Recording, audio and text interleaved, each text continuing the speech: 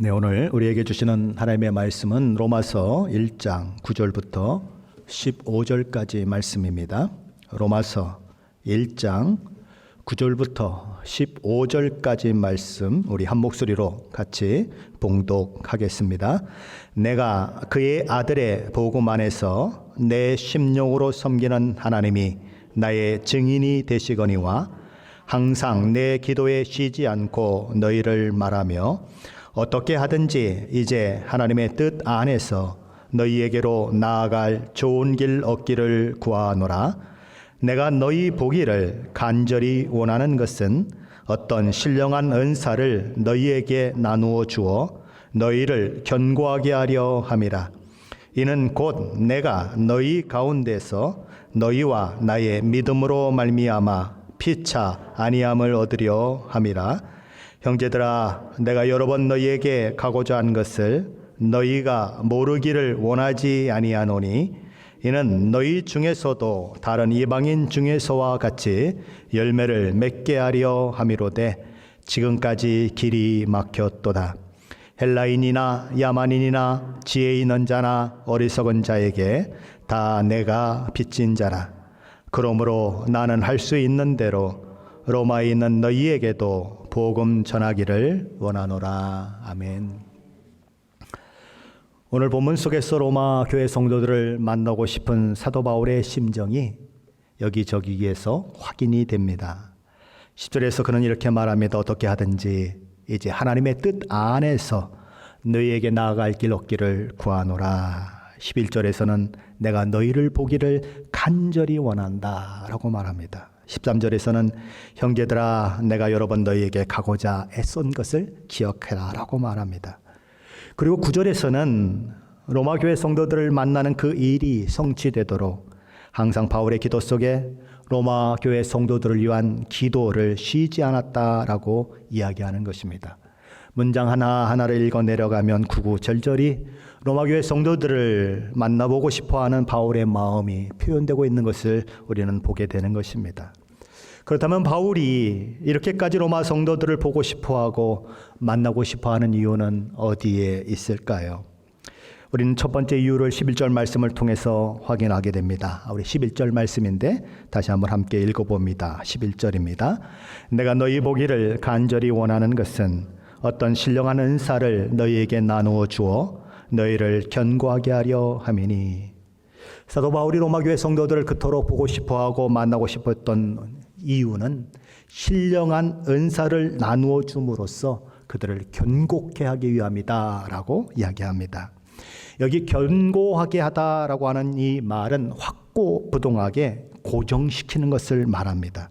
나무의 뿌리가 땅속 깊이 뿌리 내리면 강한 비바람이 몰아쳐도 뽑히거나 넘어지지 않는 것처럼 그런 굳센 믿음을 갖기를 원하는 것, 로마 교회 성도들이 그런 굳센 믿음 가운데 있기를 원하는 것, 그것이 사도 바울의 소원이었고 그 소원 때문에 그는 그들을 만나기를 원하고 있는 것입니다. 그런데 사도 바울은 무엇을 통해서 그들을 견고케 하기를 원한다라고 이야기하고 있습니까? 그는 이렇게 말합니다. 어떤 신령한 은사를 그들에게 나누어 주는 일을 통해서 그들을 견고하게 하기를 원한다.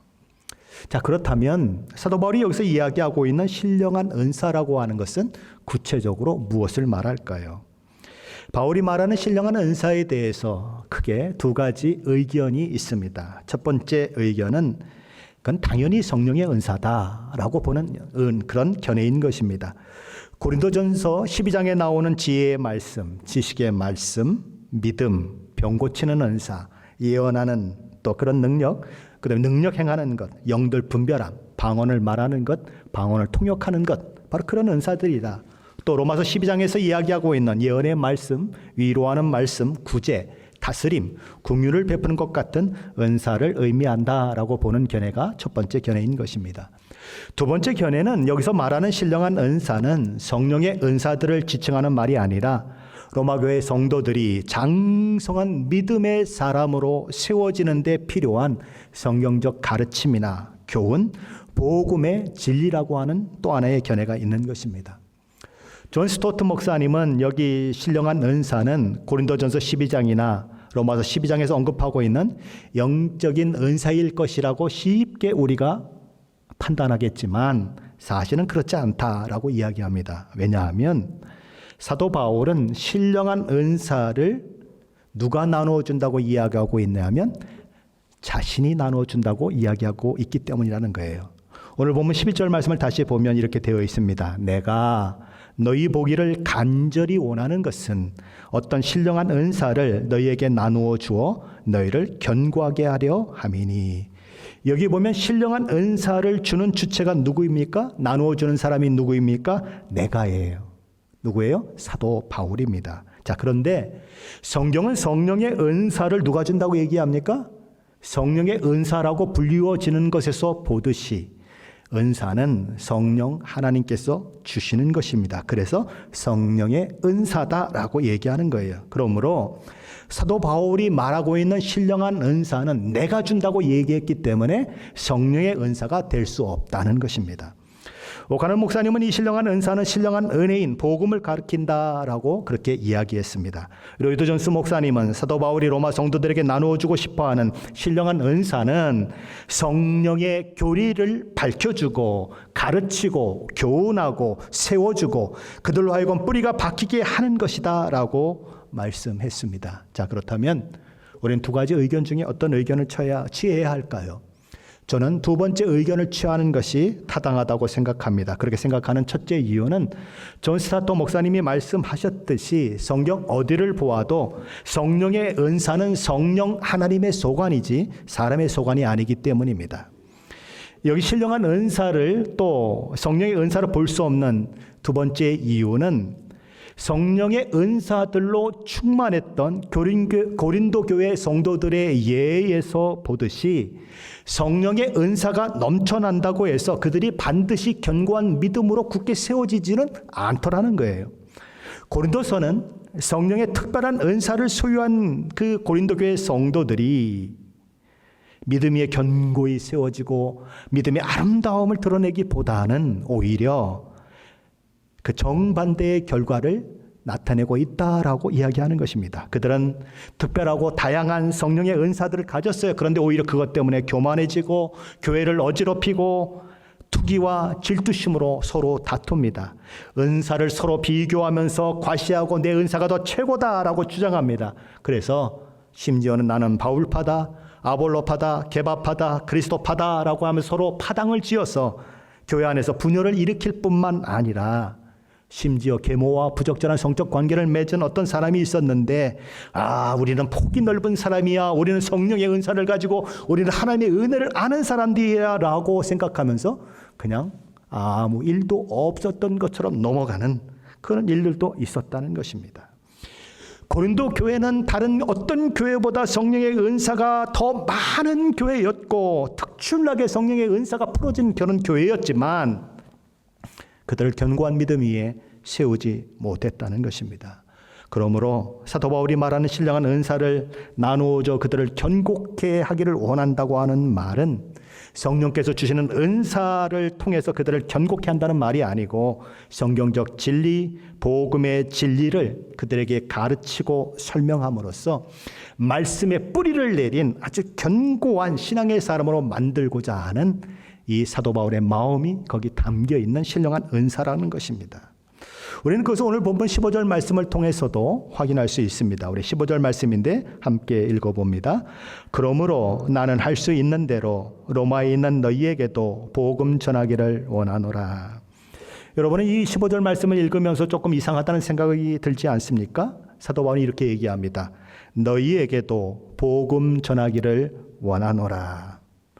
사도 바울은 6절에서 뭐라고 얘기합니까? 6절에서 그는 이렇게 얘기합니다. 너희도 그들 중에서 예수 그리스도의 것으로 부르심을 받은 자니라. 예수 그리스도께 속한 자로 부름을 받았다라고 얘기하는 것입니다. 7절에서는 뭐라고 얘기합니까? 로마에서 하나님의 사랑하심을 받고 성도로 부르심을 받은 모든 자에게라고 얘기합니다. 로마의 성도들이 하나님의 사랑받은 자들이고 성도로 부름받은 자들이다라고 이야기하는 것입니다. 자, 그러면 복음이 그들에게 전해졌다는 얘기입니까? 전해지지 않았다는 얘기입니까? 복음이 이미 전해졌다는 거죠. 복음이 전해졌으니까 예수를 믿고, 그렇죠? 하나님의 자녀가 되고 성도가 되고 예수 그리스도의 것이 되었지 않겠습니까? 복음이 분명히 전해졌어요. 그런데 사도 바울은 뭐라고 얘기합니까? 내가 할 수 있는 대로 너희에게도 복음 전하기를 원한다라고 얘기하는 거예요. 도대체 무슨 말을 하고 있는 것일까? 사도 바울은 뒤에 가면 뭐라고 얘기합니까? 그는 로마서 15장 20절에서 자기 선교의 원칙을 이렇게 얘기합니다. 또 내가 그리스도의 이름을 부르는 곳에는 복음을 전하지 않기를 힘썼노니 이는 남의 터 위에 건축하지 아니하려 함이라. 무슨 말이에요? 복음이 이미 전해진 데에는 내가 복음을 전하려고 애쓰지 않겠다는 것입니다. 이미 전해졌기 때문에 복음이 전해지지 않는 곳으로 미전도 종족으로 프론티어로 가서 전도하겠다라고 얘기하는 거예요. 자, 그런데 로마는 이미 복음을 받아들였어요. 성도라고 불리는 사람들이 있어요. 하나님이 사랑하여 입은 사람들이 있는 것입니다. 그런데도 불구하고 내가 너희에게 할 수만 있으면 복음을 전한다라고 사도 바울이 이야기하고 있다면 결국 자기가 세우는 원칙을 누가 무너뜨리는 것이 됩니까? 사도 바울이 무너뜨리는 것이 되고 있다는 것입니다. 왜 사도 바울은 자기의 원칙을 무너뜨리면서까지 로마에 있는 성도들에게 복음 전하기를 원한다라고 이야기하고 있느냐는 것입니다. 그들은 이미 구원받은 사람들이고 이미 성도된 사람들인데 왜 그들에게 복음을 전해야 하는가? 그것을 우리는 생각해야 하는 것이죠. 여러분 생각은 어떠십니까? 로마교회 성도들은 복음을 받아들였습니다. 하나님의 자녀가 되었어요. 성도라 불림받고 있습니다. 그들에게 복음을 전해야 할까요? 말아야 할까요? 사도 바울의 원칙대로라면 전하지 않아야 옳을 것 같습니다. 그런데 사도 바울은 뭐라고 말합니까? 그러므로 나는 할 수 있는 대로 로마에 있는 너희에게도 복음 전하기를 원하노라 라고 말씀합니다. 도대체 왜 그런 얘기를 하고 있을까요? 로마서에서 가장 많이 나오는 단어는 어떤 단어일까요? 로마서에서 가장 많이 나오는 단어는 하나님이라고 하는 단어입니다. 로마서에 하나님이란 단어가 얼마나 많이 나오는가 제가 몇 번을 쉬다가 실패하고 몇 번을 쉬다가 실패하고 결국은 쉬었는데 몇 개 쉬었는지 아십니까? 164개. 하나님이라고 하는 단어가 164개가 나옵니다. 로마서는 복음의 진수를 보여주는 성경입니다. 복음에 대해서 가장 잘 설명하고 있는 성경 중에 하나입니다. 그러면 로마서에는 복음이라고 하는 말이 많이 나와야 되겠죠. 도대체 몇 개나 나왔을까요? 로마서에는 복음이라고 하는 말이 15개밖에 안 나옵니다. 복음이라고 하는 말은 15개가 나오는데 하나님이라고 하는 단어는 164개가 나옵니다. 그러니까 지금 사도 바울의 관심, 사도 바울이 어디에 더 집중을 하고 있습니까? 오히려 복음보다도 하나님께 집중이 되고 있다는 것입니다. 왜냐하면 복음을 주신 분이 하나님이시고 복음을 태초부터 작정하시고 또 예수 그리스도를 이 땅에 보내신 분도 하나님이시고 그 일을 이루신 분도 하나님이시기 때문에 그래요. 자, 그러면 저와 여러분이 복음을 이해한다면, 복음이 무엇인 줄 안다면, 복음을 깊이 알면 알수록, 복음을 깊이 이해하면 이해할수록 저와 여러분의 마음은 어디로 가게 될까요? 어디로 향하게 될까요? 당연히 하나님을 향하게 되어 있다는 거예요. 복음을 진정으로 알면 우리의 시선은 하나님을 향하게 된다는 것입니다. 복음을 정말 알면 우리의 입술은 하나님을 찬양하지 않고는 견딜 수 없게 된다는 거예요. 그래서 바울은 로마서 11장 33절 34절에서 이렇게 외칩니다. 깊도다 하나님의 지혜와 지식의 풍성함이요 그의 판단은 헤아리지 못할 것이며 그의 길은 찾지 못할 것이로다. 누가 주의 마음을 알았느냐? 누가 그의 모사가 되었느냐? 하나님의 구원의 그 모든 것들을 살펴보며 그는 감격하는 거예요. 왜 나 같은 것을 구원하시려고 하셨는가? 왜 나 같은 죄인을 위하여 자기 아들 예수 그리스도를 십자가에 못 박히게 하셨는가? 도무지 그 하나님의 사랑을, 하나님의 은혜를 측량해 보려고 해도 측량할 수가 없는 것입니다. 이해할 수가 없는 거예요. 이해할 수 없는 사랑이 내게 임했구나. 그러기에 하나님께서 계획하시고 이루신 복음을 경험한 자는 하나님을 향해 뜨거운 사랑의 마음을 가질 수밖에 없으며 하나님을 찬양할 수밖에 없는 것입니다. 사도 바울이 이미 복음을 듣고 구원받아 성도로 불리워지는 로마 성도들에게 다시 복음을 전하기를 원한다라고 이야기하는 것은 그들에게 복음, 그 복음으로 허락된 하나님을 향한 헌신과 사랑이 지속적으로 뜨겁게 타오르게 하기를 원했기 때문에 그래요. 저와 여러분이 처음 예수 믿었을 때 감격을 혹 아직도 기억하고 계십니까? 십자가의 은혜로 죄사함 받았고 구원받았으며 하나님의 자녀가 되었다는 확신이 들었을 때의 그 감격, 그 기쁨, 그것을 기억하고 계십니까? 그러면 지금은 어떻습니까? 예수 십자가의 복음이 지금도 가슴을 설레이게 만들고 있습니까? 예수 십자가의 복음으로 인해서 구원받은 것을 생각하면 지금도 가슴이 저려오고 있습니까? 목사님, 딴 얘기는 제발 좀 하지 마세요. 예화도 들지 마세요. 세상 얘기하지 말고 세상 철학도 얘기하지 말고 세상 도덕도 얘기하지 마세요. 그냥 십자가만 얘기해 주세요. 복음만 얘기해 주세요. 그 복음만 얘기하면 내 가슴이 뛰어요.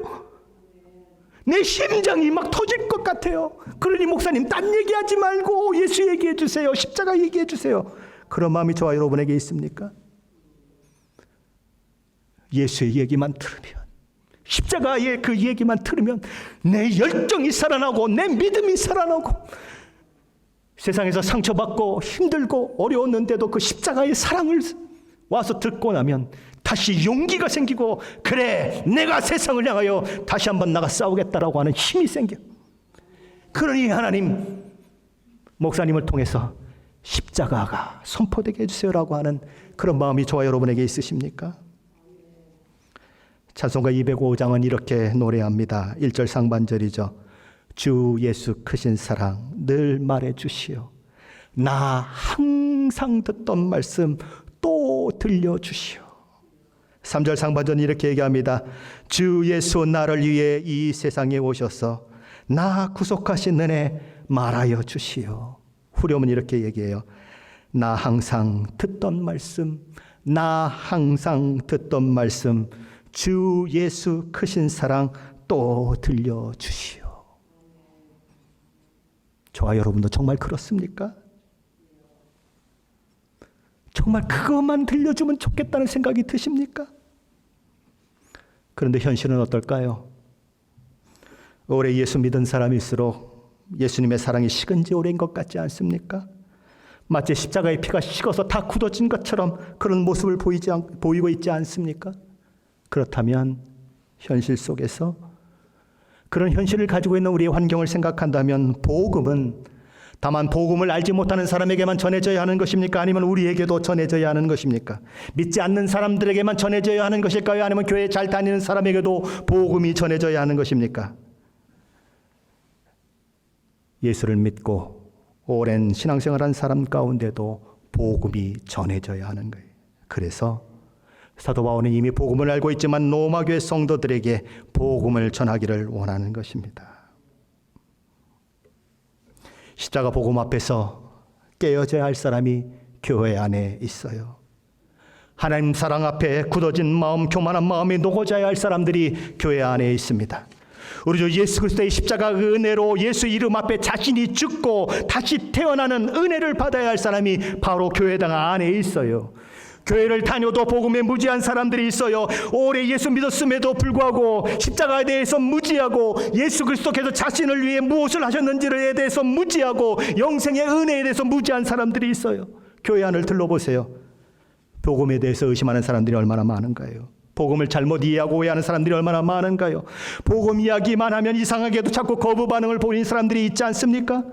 아니 또 그 얘기예요. 또 십자가예요. 또 예수예요. 왜 자꾸 그 얘기만 하세요? 하고 눈을 감는 사람들은 있지 않습니까? 십자가 설교 그만하세요. 나 다 알아요. 나 이미 제 용서 받았어요. 그러면서 마음을 굳게 닫고 자기 생각에 빠져버리는 사람들이 있지 않습니까? 복음에 대해서 불감증을 가지고 있는 사람들, 예수 그리스도의 복음을 이야기하는데도 불구하고 시시콜콜한 이야기를 듣는 것처럼 시큰둥한 반응을 보이며 무덤덤한 사람들 어디에 있습니까? 바깥에 있는 게 아니라 교회 안에 있어요. 교회 안에서 복음을 다시 듣고 그들의 그 고질적인 병이 고쳐져야 할 사람들이 너무나 많이 있는 거예요. 정말 복음을 들으면, 십자가의 복음을 정말 접하면 어떤 일이 일어날까요? 복음을 다시 들으면 구원의 감격이 회복됩니다. 구원의 감격이 뭐예요? 하나님을 향한 감사고 구원받은 자의 그 기쁨이에요. 알 수 없는 기쁨, 밀려오는 기쁨, 세상이 줄 수 없는 기쁨이에요. 예수 처음 만나고 우리의 가슴이 흥분으로 떨리던 때가 있었어요. 갑자기 가슴 속에 밀려오는 하나님의 사랑 때문에 하염없이 눈물을 흘리며 감사했을 때가 있어요. 복음을 다시 들으면 그 감격, 그 감사가 살아나는 거예요. 우리 주님께서 요한계시록을 통해서 아시아의 7교회에 편지를 하라고 하십니다. 근데 제일 먼저 편지를 보낸 교회가 에베소 교회예요. 왜 에베소 교회가 제일 앞에 나왔을까요?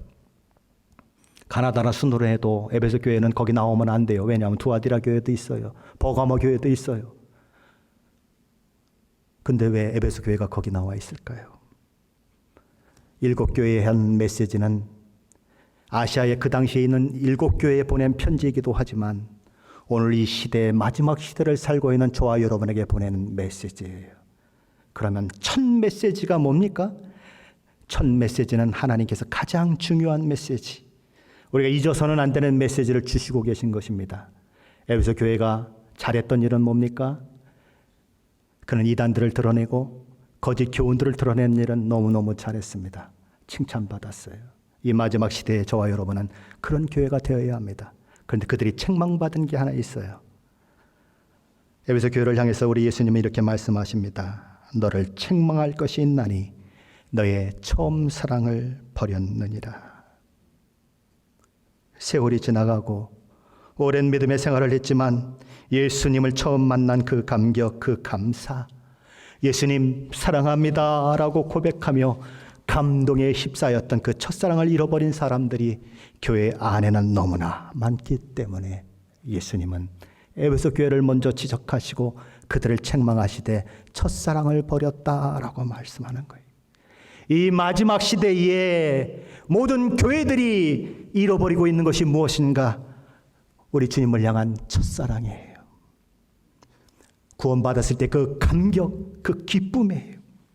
그러면 그 감격을 어떻게 확인할 수 있습니까? 어떻게 다시 찾을 수 있습니까? 어디로 돌아가야 할까요? 십자가로 돌아가야지요.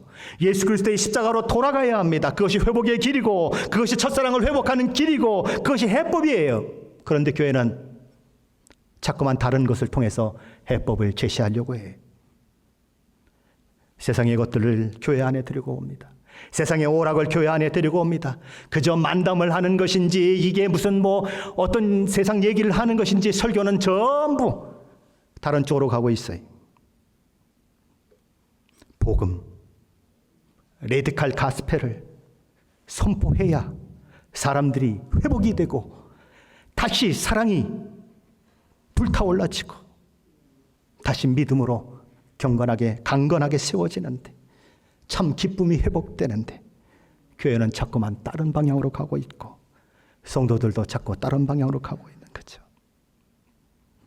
복음 위에 어떤 것으로 우리가 회복될 수 있는 게 있을까요? 복음 위에 그 어떤 것으로 우리의 참된 기쁨이 회복될 수 있을까요? 없어요. 전혀 없습니다.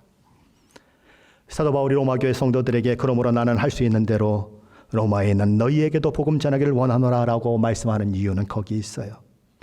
로마 교회 성도들이 처음 예수를 믿기 시작했는데 그 첫사랑을 잃어버리지 않도록 하기 위해서 그 복음의 감격과 그 복음의 기쁨과 그 복음의 능력을 그의 삶 가운데 늘 경험하면서 날마다 믿음으로 세워지고 이 마지막 시대 그 로마의 시대에 수많은 핍박과 어려움이 있지만 그 가운데서도 믿음을 지키며 살아가는 로마 성도들이 되게 하기 위해서 그는 그들에게 복음을 다시 전해야 한다고 생각하고 있는 거예요. 그것이 사도 바울이 로마 교회를 찾아가려고 했던 첫 번째 이유예요. 사도 바울이 로마 성도들을 그토록 만나고 싶었던 두 번째 이유는 12절 말씀을 통해서 확인됩니다. 우리 12절 말씀인데 다시 한번 함께 읽어봅니다. 이는 곧 내가 너희 가운데서 너희와 나의 믿음으로 말미암아 피차 아니함을 얻으려 함이라. 사도 바울같이 위대한 사람이 지금 무엇이라고 고백하고 있는지 한번 보십시오. 너희가 나를 통해 안위함을 얻은 것처럼 나도 너희를 통해 안위함을 얻고 싶다라고 말합니다. 내가 너희에게 힘이 되어줬던 것처럼 나도 너희로 인하여 힘을 얻기를 원한다라고 이야기합니다. 말씀 사역자는 복음의 진리를, 성경의 진리를 있는 그대로 전할 때 성도들은 강력한 믿음 위에 세워지고 하나님의 놀라운 능력을 경험하게 됩니다. 왜냐하면 복음은, 이 하나님의 말씀은 능력이기 때문에 그래요. 복음은, 하나님의 말씀은 모든 기쁨의 근원이기 때문에 그래요. 하나님의 말씀은 살아있어요. 활력이 있어요. 좌우의 날선 어떤 것보다도 예리해요. 그래서 혼과 영과 관절과 골수를 찔러 쪼개고 모든 사람의 마음과 생각과 뜻을 판단해요. 하나님의 말씀은 하나님의 사람을 온전하게 하고 모든 선한 일을 행할 능력을 얻게 만들어요.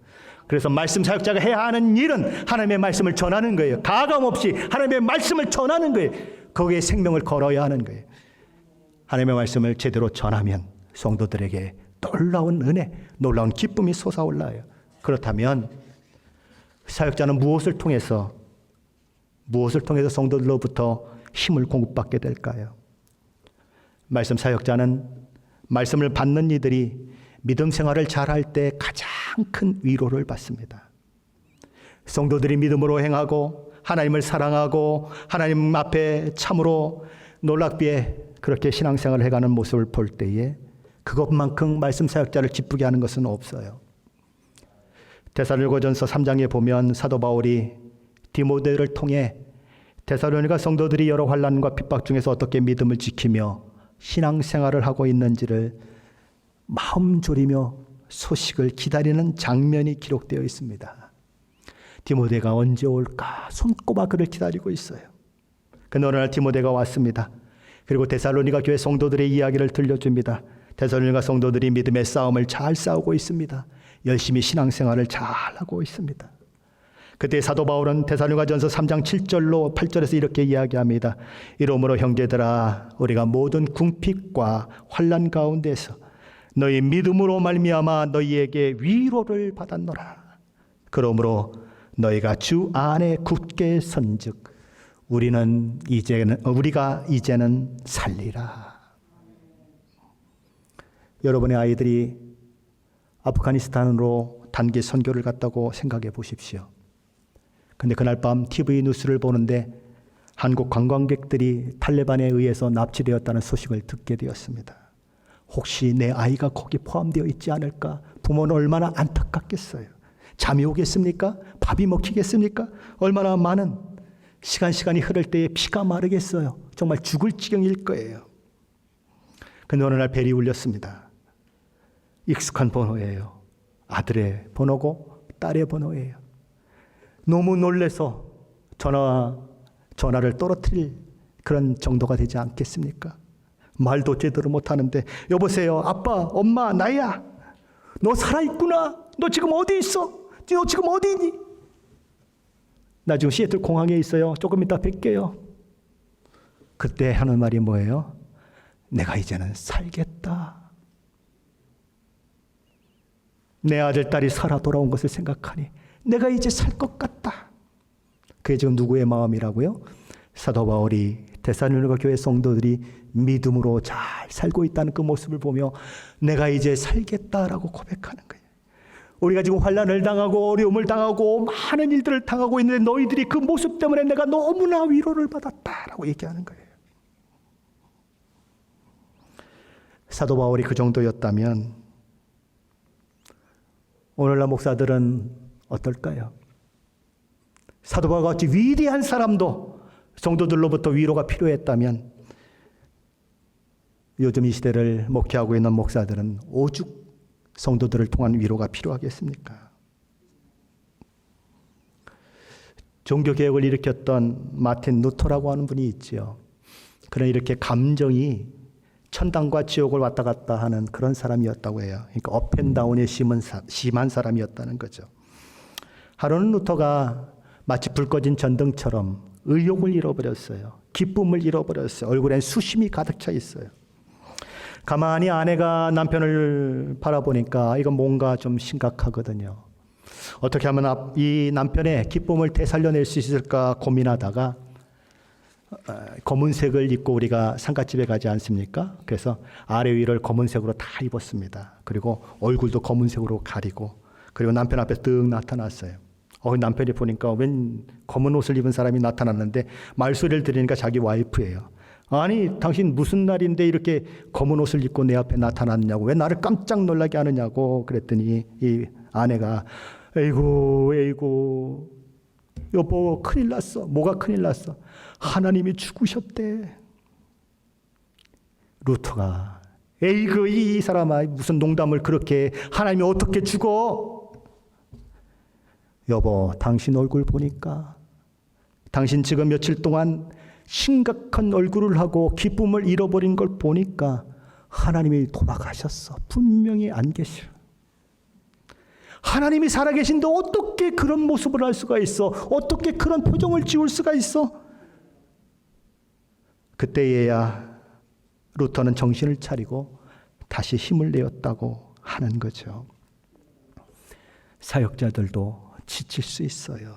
특별히 열심히 특심한 사역자들은 더 잘 지칠 수 있어요. 그가 누굽니까?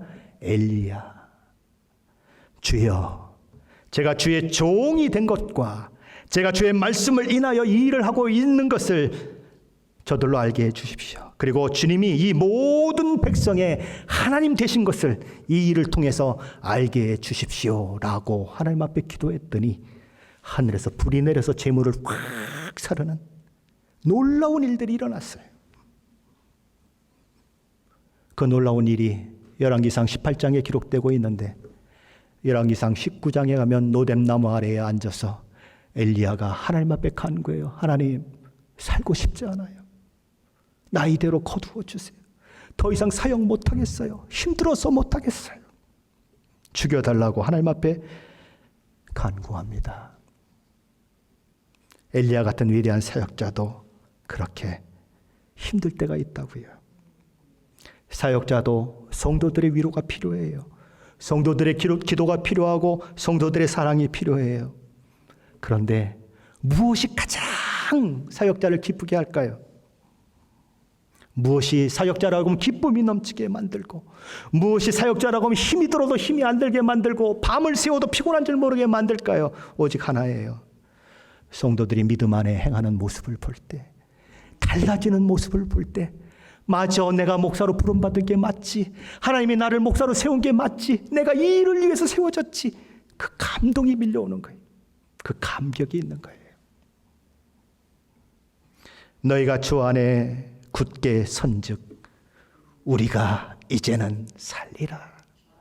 그게 사역자의 마음이에요. 사도 요한도 요한 3서 1장 1절에서 이렇게 말합니다. 내가 내 자녀들이 진리 안에서 행한다함을 듣는 것보다 더 기쁜 일이 없도다. 사도 바울이 로마 교회 성도들을 보고 싶어 했던 것은 말씀을 전해서 그들을 굳게 세우고 그들에게 말씀의 위로를 주기 위한 것도 있지만, 반대로 그들을 통해서 위로를 받고 싶은 마음도 있는 거예요. 뭘 통해서 위로를 받아요? 그들이 믿음으로 굳게 세워진 것을 통해서, 믿음으로 행하는 그것을 통해서 위로받기를 원하는 거예요.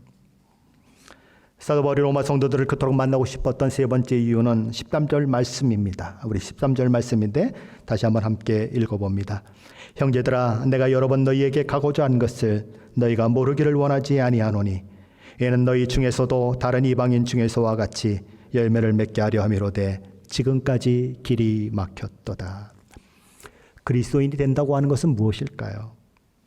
화재보험을 드는 것처럼, 생명보험을 드는 것처럼 그저 지옥 안 가려고 하는 보험을 드는 것이 그리스도인이 되는 것일까요? 그리스도인이 된다고 하는 것은 그것보다 큰 거예요. 그리스도인이 되었다고 하는 것은 예수 믿고 천국 백성이 되었다는 사실보다 더 큰 것입니다. 그리스도인이 되었다고 하는 것은 그리스도의 사람이 되었다는 거예요. 그리스도께 순종하는 사람, 그리스도를 주와 그리스도로 모시고 그분의 말씀을 따라 사는 사람, 자신의 구원을 위해서 창세전에 그 모든 것들을 계획하시고 아들까지 십자가에 내어주신 하나님을 기쁘시게 하는 그 일을 위해서 매일매일 자신을 내어주는 사람, 날마다 하나님의 말씀을 겸손하고 온유하게 배우며 그 말씀을 삶 속에서 실천하기를 위해서 힘을 다하는 사람, 그가 그리스도인이에요. 물론 그리스도인도 실패할 때가 있겠죠. 실수할 수가 있겠죠. 그러나 실패해도 실수해도 그는 다시 일어나 하나님 앞에 나아갑니다. 하나님, 내가 부족했네요. 내가 잘못했습니다. 하나님, 나를 다시 세워주십시오. 나를 다시 하나님 회복시켜 주십시오라고 하나님 앞에 기도하고 다시 일어나서 오뚜기처럼 하나님이 주신 사명을 향하여 달려가는 사람이 그리스도인이에요. 그러기에 그리스도인은 세월이 지나가면 사과나무에서 사과 열매가 열리고 포도나무에서 포도 열매가 맺히는 것처럼 열매를 맺을 수밖에 없어요. 그 열매들이 나타나는 것이 당연한 것입니다. 예수님은 마태복음 7장에서 거짓 선지자들을 삼가라고 말합니다. 그렇다면 거짓 선지자들이 누구일까요? 무엇으로 거짓 선지자들을 구별할 수 있을까요? 예수님이 이렇게 말씀하셨습니다. 그 열매로 구분할 수 있다. 예수님은 요한복음 15장에서 나는 포도나무여 너희는 가지다 라고 말씀하셨어요. 너희가 나를 떠나서는 아무것도 할 수 없느니라. 그러나 너희가 내 안에 있으면 많은 열매를 맺게 된다고 우리 주님은 말씀하셨어요.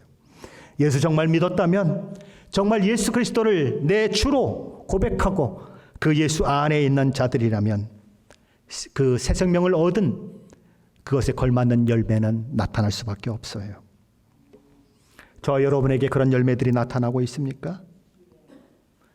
저와 여러분에게 그런 열매들이 나타나야 해요. 저와 여러분이 열매를 맺는 그 시간은 언제 되어지는 것일까요? 저와 여러분이 살아있는 이 시간이, 저와 여러분이 살아있는 동안에 이 성령의 열매들은 맺혀지는 거예요. 하나님 부르시면 소용이 없어요. 그때는 더 이상 열매 필요 없어요. 이 땅에 사는 동안, 내 삶이 주어지는 동안 열매를 우리는 맺어야 하는 것입니다. 우리 주님 다시 만날 때 우리 가슴에 하나님의 놀라운 은혜로 맺어진 열매들을 가득 안고 주님 만날 그날을 소망하십시오. 그리고 오늘 하루를 믿음으로 살아내시기 바랍니다. 아직 십자가의 복음을 알지 못하는 분들이 있습니까? 하나님께서는 오직 예수 그리스도의 십자가를 통해서 저와 여러분을 구원하시기를 기뻐하셨습니다. 다른 이름은 없어요. 죄송하지만 다른 이름은 없어요. 다른 방법은 없어요.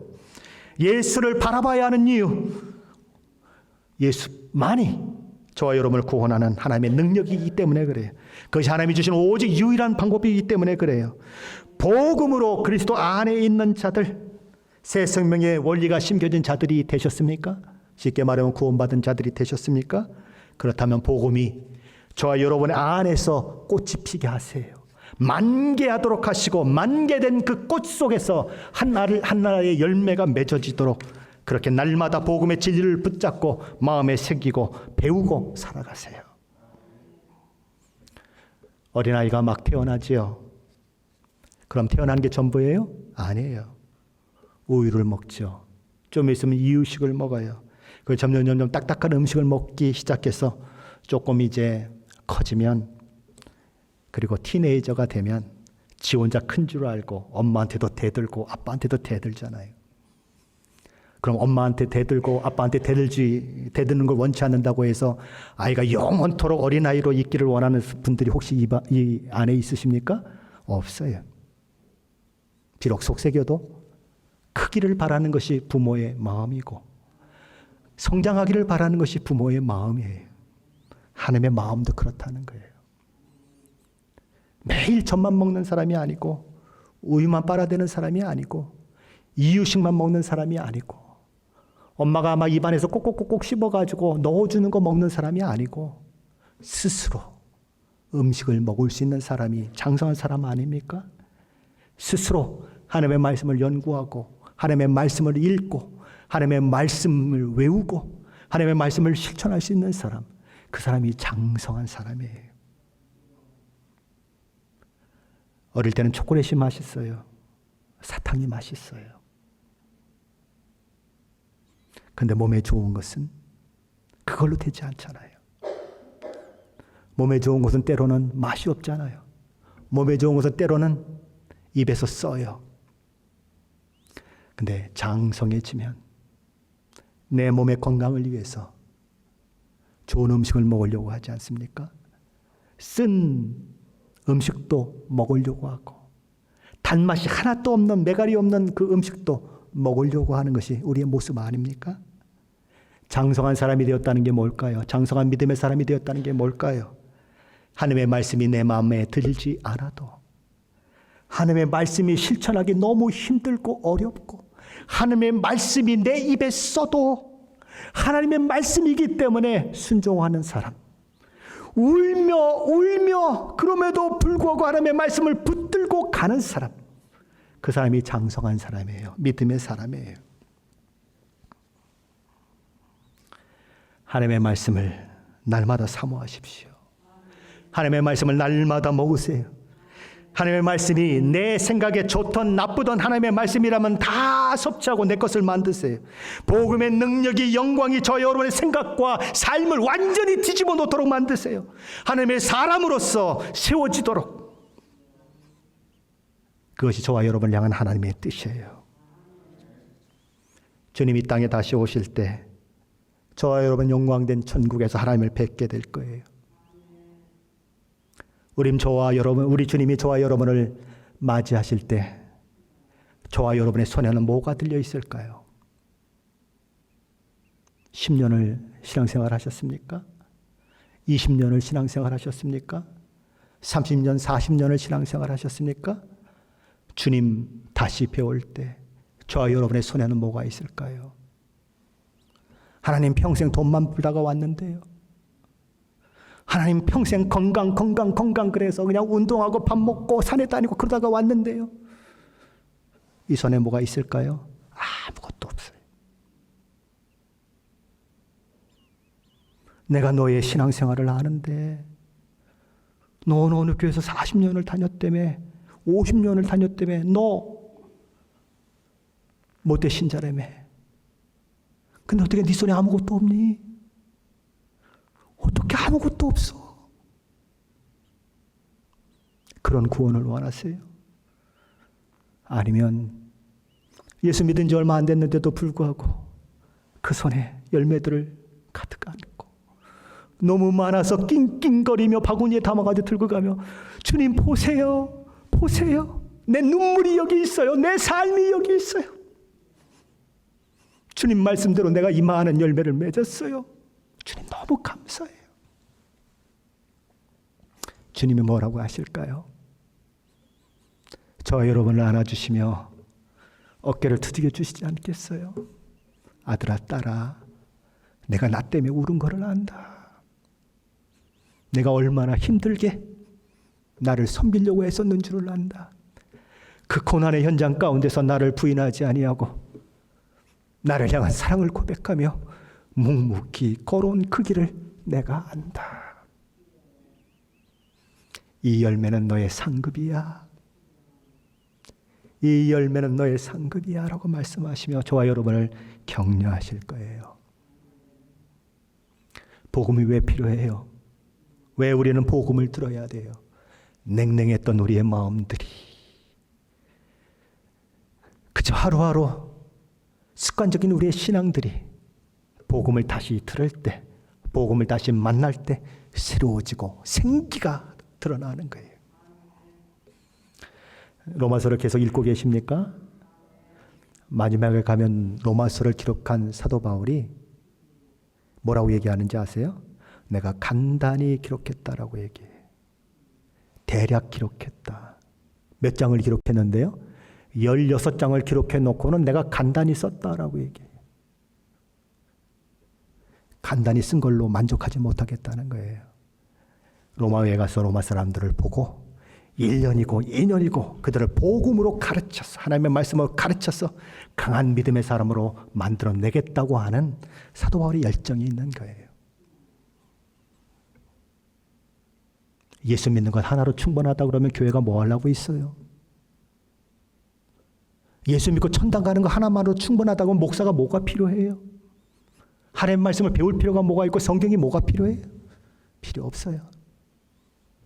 그냥 죽어서 천국 가면 그만이죠. 뭐 그거 하나면 땡인데 왜 모여서 예배드려요? 왜 하나님의 말씀을 배우고 가르침받고 그래요? 견고한 믿음 위에 세워지기 위해서 그래요. 복음으로 다시 돌아가십시오. 하나님의 말씀으로 다시 돌아가세요.